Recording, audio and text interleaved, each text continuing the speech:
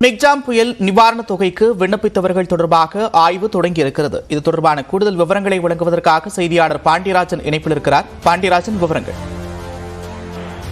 நந்தா, கடந்த டிசம்பர் மாதம் 3 மற்றும் 4 ஆகிய தேதிகளில் சென்னையில் மிக்ஜாம் புயலினால் பெய்த கனமழை காரணமாக சென்னை, திருவள்ளூர், காஞ்சிபுரம், செங்கல்பட்டு உள்ளிட்ட 4 மாவட்டங்களில் மிக கனமழையானது பெய்திருந்தது. அதனைத் தொடர்ந்து பல்வேறு பகுதிகளிலும் மழைநீரானது வீடுகளில் மற்றும் குடியிருப்பு பகுதிகளில் சூழ்ந்த காரணத்தினால் பொதுமக்களினுடைய இயல்பு வாழ்க்கையானது பாதிக்கப்பட்டுள்ளது.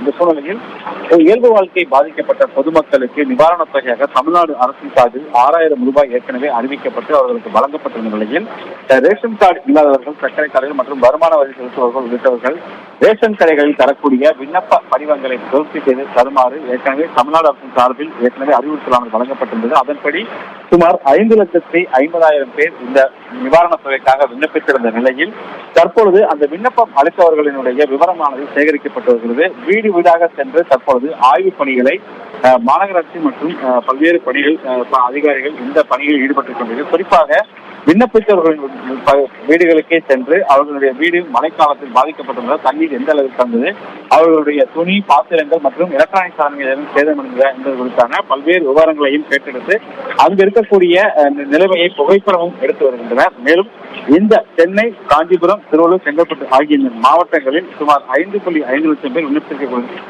சூழ்நிலையில் அவர்களுடைய ஆய்வானது முழுமையாக மேற்கொள்ளப்பட்டு ஆய்வின் அடிப்படையில் இதில் பாதிக்கப்பட்ட நபர்களுக்கு நிவாரணத் தொகையானது விரைவில் அவர்களுடைய வங்கிக் கணக்கில் வரவு வைக்கப்படும் என தகவல் வெளியாகியிருக்கிறது.